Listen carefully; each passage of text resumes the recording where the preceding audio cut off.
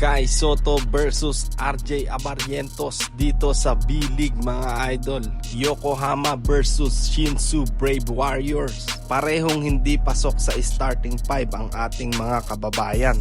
Opening quarter, Yuki Kamamura, grabe, attacking the paint, scoring the first basket for Yokohama. Maganda ang opensang ipinakita ng Shinsu under 8 minutes ng first quarter. 6 minutes sa first quarter nang ipasok si Kai Sotto. Ngunit sablay ang dalawang attempt nito kaya bawi na lamang sa depensa nang supalpalin nito ang import ng Shinsu, ngunit natawagan ng foul. 4-minute mark nang ipasok itong si RJ Abarrientos. Nakasungkit naman ng foul si Kai Sotto, ngunit sablay ang dalawang free throw. Abarrientos attacking the paint at sinundan pa yan ng isang long 2. Medyo lumalayo ng score ng Shinsu, 4 points para kay RJ at 0 naman para kay Kai Sotto. Sa last minute ng first quarter ay pinasok na rin itong si Aquino. First point ni Kai Sotto ay nanggaling sa ilalim ng basket at RJ Abarrientos isang reverse shot naman, kontra pa rin yan sa depensa ni Kai Sotto. Second quarter ay sobrang aggressive naman itong si Kai Sotto. 3 points ang naiambag nito bago iipo sa bench. 8-minute mark ng second quarter. Down to 4 minutes ay all na ang score, ngunit pamatay sunog ang opensang ito ng Shinsu Brave Warriors. 3 minutes mark ay back-to-back basket mula sa import ng Yokohama. Lamang na ang Yokohama pero wala pa ring Pinoy na ipinapasok sa floor. Sa mga last seconds ay ibinalik pa itong si RJ Abarrientos. Atake agad sa feint at nakakuha agad ng foul.